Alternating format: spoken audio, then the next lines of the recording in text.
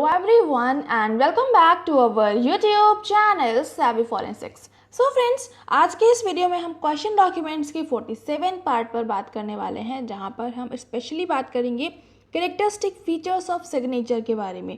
इससे पहले मैंने एक वीडियो अपलोड किया था प्रैक्टिकल डेमोन्स्ट्रेशन का, वहाँ पर मैंने आपको यही सेम टॉपिक का बारे में बताया था, जिसका नाम भी सेम था, कैरेक्टरिस्टिक फीचर्स ऑफ सिग्नेचर। लेकिन वहाँ पर हमने प्रैक्टिकली हर एक टर्म किसका क्या मतलब होता है, कौन सा टर्म कहाँ पर अवेलेबल होता है, कहाँ कहाँ पर हम उसको समझ सकते हैं, तो उसको हमने प्रैक्टिकली देखा था। लेकिन क्योंकि आप सभी को पता है कि ये सारे टर्म्स की डेफिनेशन आपकी नेट के एग्जाम में कई बार पूछी जाती हैं, तो इसी वजह से आज के इस वीडियो में हम वही सारे टर्म्स की डेफिनेशन पर बात करने वाले हैं। प्रॉपर जो डेफिनेशन है वो मैं आपको आज प्रोवाइड करवाने वाली हूँ। ठीक है, तो जल्दी से स्टार्ट कर लेते हैं। और यहाँ पर सबसे पहले अगर हम बात करें कि लेटर क्या होता है, बेसिकली कोई भी स्क्रिप्ट होती है तो उस पर्टिकुलर स्क्रिप्ट में लिखने के लिए अलग अलग कैरेक्टर्स होते हैं, अलग अलग अल्फ़ाबेट्स होते हैं। इंग्लिश में आपके अल्फ़ाबेट्स होते हैं जिसमें ABCD आपके अल्फ़ाबेट्स हो गए। हिंदी में बात करें तो हिंदी में आपके छोटा आ, बड़ा आ, छोटी, ये सारी चीज़ें होती हैं, तो वो उसके कैरेक्टर्स होते हैं, वो उसके लेटर्स होते हैं। तो इंग्लिश में वही चीज़ है, ये कोई भी स्क्रिप्ट के जो अलग अलग कैरेक्टर्स होते हैं तो वो कैरेक्टर्स ही आपके लेटर कहलाते हैं। ठीक है, तो ये हो गया आपका लेटर। अब नेक्स्ट अगर हम आर्क की बात करें, so it is the curve formed inside the top loop और curve as in M, H and O. In O, the inside top half of the letter is the arc, the inside bottom half is the hook. So basically मैंने आपको बताया था hook क्या होता है, जो आपका एक हुक लाइक स्ट्रक्चर होता है। सो इसकी एक कैरेक्टरिस्टिक फीचर और होता है कि कोई भी आपका जो हुक लाइक पैटर्न है वो आपका बॉटम हाफ में अवेलेबल होता है। जैसे कि अगर हम यहाँ पर ओ की बात करें तो ओ में जो ऊपर का हाफ पोर्शन होता है ये आपका आर्क कहलाता है, लेकिन जो नीचे का हाफ पोर्शन होता है जो कि हुक लाइक स्ट्रक्चर बनवाता है वो आपका हुक कहलाता है। ठीक है, तो इस तरह से आपके आर्क और हुक में आप डिफ्रेंशिएट कर सकते हैं इस पर्टिकुलर डेफिनेशन का यूज़ करते हुए। ठीक है, नेक्स्ट अगर हम यहाँ पर बात करें, सो अगला है यहाँ पर आपका buckle. So buckle is the separate stroke added to such characters such as K, F and the capitals A, F, H. So basically जो एडिशनल एम्बलिशमेंट होता है, जो एडेड स्ट्रोक्स होते हैं किसी भी लेटर में, के में, एफ में या फिर कैपिटल लेटर जैसे कि AFH, तो इसमें जो चीज़ें अवेलेबल होती हैं, जो एडिशनल स्ट्रोक्स होते हैं वो आपके बक्कल कहलाते हैं। ठीक है, बाकी इसका पूरा डिटेल में डेमोन्स्ट्रेशन के लिए कि कहाँ पे क्या चीज़ किस तरह से होती है, तो वो मैंने ऑलरेडी आपको समझा दिया था जो प्रैक्टिकल वाला वीडियो आया था। तो अगर आप लोगों ने देखा नहीं है तो उसको देख लीजिएगा, उसको देखने के बाद में ही ये वीडियो देखिएगा, तो ही आपको चीज़ों को बहुत अच्छे से लिंकअप कर पाएंगे और आपको समझ में आएंगी। ठीक है, नेक्स्ट अगर हम बात करें बियर्ड की, सो बियर्ड क्या होता है, it is the preliminary stroke that often appears in capital letters. So beard मैंने वहाँ पर आपको बताया था जो स्टार्टिंग में आपका एम्ब्लिश किया जाता है कैपिटल लेटर्स में। सो वही चीज़ है जो प्रीलिमिनरी स्ट्रोक होता है, जिसको हम स्टार्टिंग स्ट्रोक भी कह सकते हैं, जो कि जनरली आपके कैपिटल लेटर्स में अवेलेबल होता है, वो आपका बियर्ड कहलाता है। नेक्स्ट अगर हम बात करें बॉडी क्या होता है, body of a letter is that portion of it which rests on the line and could be contained in a small circle. For example, in a small d, the body consists of the circle and the final upward curve on toe. So basically जो यहाँ पर D मान लीजिए कुछ ऐसे रहता है, तो D का जो बेस होता है, जो आपका D का जो लूप होता है, ये आपका बॉडी कहलाता है, और जो इसका अपवर्ड फाइनल स्ट्रोक होता है वो आपका टो कहलाता है। ठीक है, अगर हम यहाँ पर स्मॉल g की बात करें तो स्मॉल g में क्या है, इसका जो सर्कल है, सर्कल में से जब हम इसके टॉल वाले पोर्शन को रिमूव कर देते हैं तो आपका जितना पोर्शन बचता है वो आपका बॉडी कहलाता है। ठीक है, मतलब कि ये सर्कल है, ये आपका नीचे वाला पोर्शन है, तो सर्कल को दोनों से जो लिंकअप कर रहा है, जो बेस बनाता है, वो आपका बॉडी कहलाता है।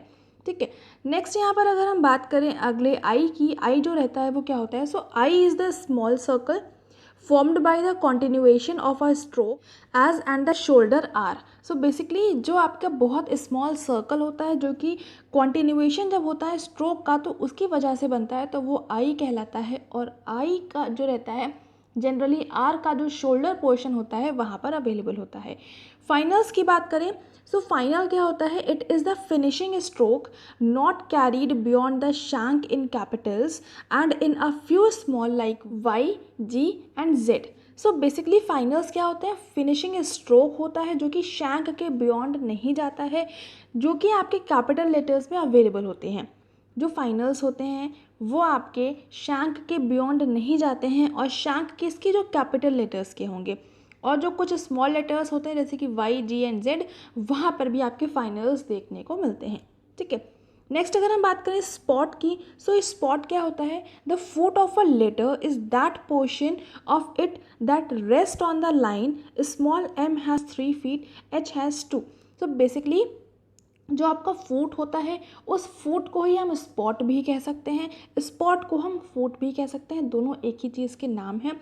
सो कोई भी लेटर जो बेस लाइन पर जिस भी चीज़ से रेस्ट करता है, जिस भी पोर्शन से रेस्ट करता है, वो आपका फुट कहलाता है। तो एम में आपके 3 फीट्स होते हैं, एच में आपके 2 फीट्स होते हैं। कैसे होते हैं वो ऑलरेडी मैंने प्रैक्टिकल वाले वीडियो में आपको डिटेल में समझाया था।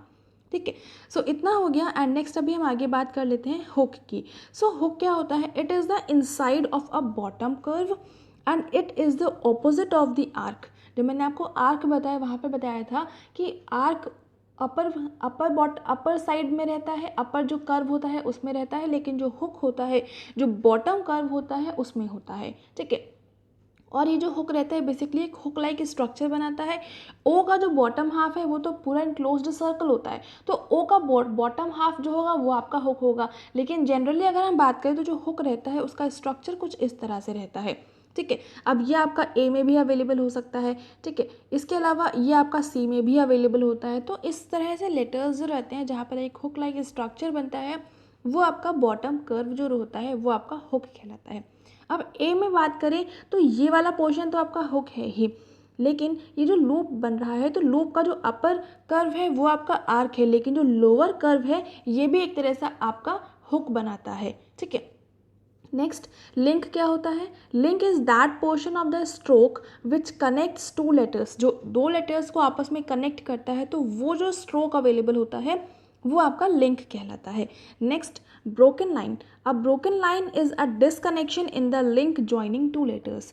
जो आपके लेटर्स मान लीजिए कॉन्टिन्यूटी में कुछ लिखा हुआ है, ठीक है, मैंने आपको वहाँ पर ही बताया था जैसे कॉन्टिन्यूटी में कुछ लिखा हुआ है तो यहाँ पर ये तीनों लेटर्स आपस में एक दूसरे से लिंक हैं, इनके बीच में लिंक अवेलेबल है, इनके बीच में प्रॉपर कनेक्शन अवेलेबल है। लेकिन यहाँ पर आप देख सकते हैं वी का वी से और वी का वाई से कोई भी कनेक्शन नहीं है, कोई भी कनेक्टिंग स्ट्रोक अवेलेबल नहीं है यहाँ पर। तो यही जो आप ये डिसकनेक्शन बन जाता है एक कॉन्टिन्यूटी में, तो वो आपका ब्रोकन लाइन। कॉन्टिन्यूटी का मतलब है कि आप सारे लेटर्स आपके लिंक हैं, लेकिन कुछ लेटर्स के बीच में कनेक्शन अवेलेबल नहीं है। तो ये जो आपका ब्रोकन लाइन होता है, ये जो डिसकनेक्शन होता है, यही आपका ब्रोकन लाइन कहलाता है। ठीक है, तो इतना हो गया। एंड अभी हम आगे मूव करते हैं, अगला है आपका लूप। सो लूप क्या होता है, it is that portion of a letter which forms the top और tail. Unloosed loops and tails are called barbed. जो आपके जैसे कि ए की बात करें तो ए में आपकी टेल अवेलेबल है, ये आपकी टेल वाला पोर्शन है, ये अवेलेबल है। तो ये जो ये जो ए का सर्कल रहेगा ये आपका लूप कहलाता है। तो इसी तरह से जिस भी लेटर्स में टेल अवेलेबल होती है वो आपके लूप कहलाते हैं। लेकिन ऐसे लूप्स जिनमें किसी भी तरह का कोई भी टेल अवेलेबल नहीं होती है तो उनको हम बेयर्ड कहते हैं या फिर इसको हम बेयर्ड लूप कहते हैं। ठीक है, और अगर हम एग्जाम्पल की बात करें तो small F has 2 loops, top and bottom. So अगर हम एफ को नॉर्मली बनाते हैं तो इसमें 2 लूप बनते हैं, एक लूप आपका ऊपर बनता है, एक लूप आपका नीचे बनता है। यहीं पर अगर हम एच की बात करें तो उसमें 1 टॉप लूप, यानी कि एफ में अपर साइड में टॉप लूप है, एच में अपर साइड में टॉप लूप है। लेकिन जो आपके जी होते हैं, जो वाई होते हैं, तो जी में क्या है आपका ये भी लूप है, ये भी लूप है। यहीं पर अगर हम वाई की बात करें तो वाई में सिर्फ आपका बॉटम लूप अवेलेबल है। आर की बात करें तो आर में आपका टॉप लूप अवेलेबल है जो कि आपका आई भी कहलाता है। अगर बहुत माइन्यूट बनेगा तो वो आपका आई कहलाएगा, वैसे आपका इसको हम लूप भी कह सकते हैं। ठीक है, तो कुछ इस तरह से रहता है आपका लूप। नेक्स्ट अगर हम बात करें शैंक की तो the shank of a letter is that principal long down stroke that forms the backbone. ठीक है, सो अगर हम बात करें एफ की तो एफ कुछ इस तरह से बनता है, ये आपका अपर साइड का लूप हो गया और इसको हम यहाँ से स्टार्ट किया और यहाँ से ऊपर ले गए एंड डाउन साइड आए। तो डाउन साइड जब आए हैं तो एक लूप यहाँ पर भी बन गया, तो एक लूप ये बना, एक लूप ये बना, और इन दोनों को कनेक्ट करने के लिए जो डाउन साइड का स्ट्रोक बना था यही स्ट्रोक आपका शैंक कहलाता है, जिसको हम एक तरह से किसी भी लेटर का एक बेस बोल सकते हैं, एक स्टेम बोल सकते हैं। मैंने आपको ये ट्री के एग्जांपल से समझाया था। सो अगर आपने वीडियो देख रखा होगा तो आपको क्लियरली समझ में आ गया होगा कि शैंक क्या है, और वो जो मैंने आपको प्रैक्टिकली समझाया था तो वो आप इसको डेफिनेशन के साथ में बहुत आराम से रिलेट कर पा रहे होंगे। ठीक है, अब यहाँ पर हम आगे मूव करते हैं और नेक्स्ट है आपका शोल्डर। तो शोल्डर क्या होता है? Shoulder is the outside of the top of the curve as seen in small M N O and H. तो जैसे कि एम है तो इसमें जो ऊपर साइड से जो कर्व बनता है ये कर्व ही आपका शोल्डर कहलाता है।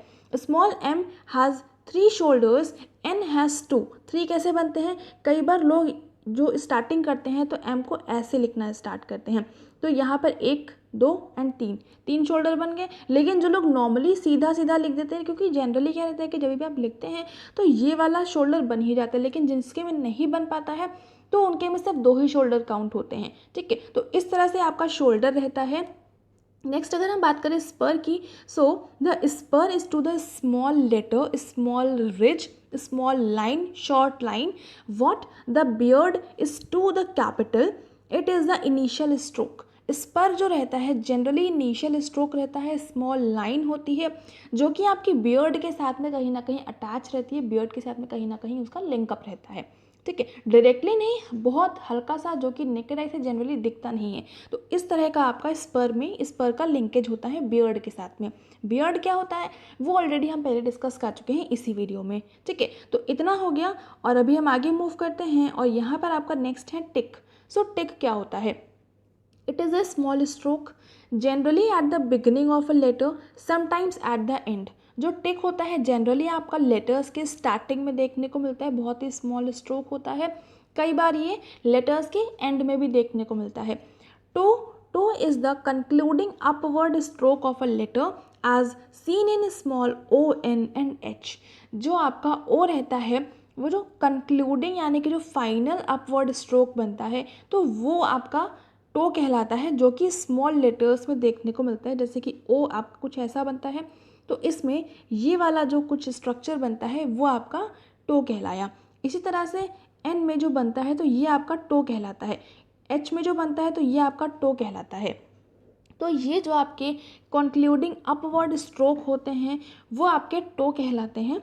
नेक्स्ट अगर हम बात करें वर्ल की, तो whirl is the up stroke in all looped letters, it is the continuation of the spur in BHFI and is always and up stroke. So basically जो वर्ल होता है वो आपका एक अप स्ट्रोक वाला लूप लेटर होता है, मतलब कि जब आप इस तरह से बनाते हैं तो इसमें ये अप स्ट्रोक जा रहा है और यहाँ पर एक लूप भी बन रहा है। तो ये चीज़ जो इस तरह का अप स्ट्रोक लूप लेटर बनते हैं तो ये आपका उसमें वर्ल कहलाता है। ठीक है, अब ये जनरली जो आपका स्पर के साथ में इसका कॉन्टिन्यूएशन देखा जाता है, और इस तरह के जो आपके वर्ल होते हैं वो आपके जैसे कि B है, H है, F है, I है, तो ये सारे लेटर्स में आपका वर्ल फीचर देखने को मिलता है। ठीक है, सो ये सारे आपके कैरेक्टरिस्टिक फीचर्स हो गए, सारे के सारे आपके जितने भी इम्पोर्टेंट होते हैं। और यहाँ पर मैं आपको एक चीज़ बता दूँ कि जितने भी आपके कैरेक्टरिस्टिक फीचर्स होते हैं किसी भी लेटर के, तो ज़रूरी नहीं है कि ये सारे ही फीचर्स एक पर्टिकुलर लेटर में अवेलेबल हों। कुछ में अवेलेबल होते हैं, कुछ में नहीं अवेलेबल होते हैं। हर एक लेटर के अपने अलग अलग कैरेक्टरिस्टिक फीचर्स होते हैं। जैसे कि अगर हम यहाँ पर सिर्फ ए की बात करें तो ए में क्या है आपका हुक अवेलेबल है, ये इसको हम टेल भी कहते हैं। उसके अलावा इसमें आर्क अवेलेबल है, इसमें हुक अवेलेबल है। ठीक है, इसमें लूप भी अवेलेबल है। लेकिन इसमें अगर हम बात करें टिक की तो ज़रूरी नहीं है कि इसमें हर कंडीशन में अवेलेबल हो, लेकिन पॉसिबल हो भी सकता है। स्पर की बात करें तो ज़रूरी नहीं है अवेलेबल हो, लेकिन हो भी सकता है। टो की बात करें तो ये जो आपका जब ये वाला जो एंडिंग पोर्शन बनता है यही आपका टो कहलाता है। यहाँ पर अगर हम बात करें वर्ल की तो वर्ल यहाँ पर अवेलेबल नहीं होगा। यहीं पर अगर हम बात करें शोल्डर की तो शोल्डर यहाँ पर ये अवेलेबल होता है। ठीक है, तो ज़रूरी नहीं है कि हर एक लेटर में सारे ही कैरेक्टरिस्टिक फीचर्स अवेलेबल हो, वो डिपेंड करेगा कि किस तरह का लेटर है और जो राइटिंग कर रहा है, जो लिख रहा है वो किस तरह से किसी पर्टिकुलर लेटर को बनाता है। तो ये सारी चीज़ें रहती हैं जो कि डिपेंड करती हैं कौन से कैरेक्टरिस्टिक फीचर कहाँ पर अवेलेबल होगा, कहाँ पर नहीं अवेलेबल होगा। ठीक है। सो आई होप यहाँ तक आपको चीज़ें बहुत अच्छे से क्लियर हो गई होंगी। जितनी भी डेफिनेशन मैंने बताई हैं आपको, आप मेरे जो प्रैक्टिकल वाला वीडियो था उससे लिंकअप कर पा रहे होंगे, आप समझ पा रहे होंगे कहाँ पे मैंने क्या चीज़ समझाई थी। एंड ये वीडियो भी यहाँ पर कंप्लीट होता है। ये सारे ही डेफिनेशन को एक बार पढ़िएगा, फिर प्रैक्टिकल वाले वीडियो से रिलेट करिएगा, एंड देन चीज़ें ऑटोमेटिकली आपके माइंड में सेट हो जाएंगी, आपको याद हो जाएंगी। ये सारी टर्म्स जो हैं आपके नेट के एग्जाम पॉइंट ऑफ व्यू से बहुत इंपॉर्टेंट है, इसी वजह से मैं बार बार फोकस कर रही हूँ कि इनको याद ज़रूर से कर लीजिएगा। ठीक है। सो यहाँ तक ये वीडियो एंड करते हैं एंड अपनी नेक्स्ट वीडियो में मिलेंगे। और इसकी PDF के लिए आप हमें हमारे टेलीग्राम चैनल, फेसबुक, इंस्टा पर ज्वाइन कर सकते हैं। MCQs के लिए आप हमारे ब्लॉगर पर ज़रूर से विजिट करिएगा, बहुत सारा कंटेंट आपके नेट के प्रिपरेशन के पर्पज़ से अवेलेबल है। और अगर आपको ये वीडियो पसंद आ रहा है तो इसको लाइक ज़रूर से कर देंगे, अपने फ्रेंड्स के साथ में शेयर कर दीजिएगा ताकि उन तक भी क्वालिटी कंटेंट पहुंच जाए। चैनल पर नए हैं तो चैनल को सब्सक्राइब ज़रूर से कर लेंगे, बेल आइकन प्रेस कर लेंगे for daily updates. And thank you so much for watching me here.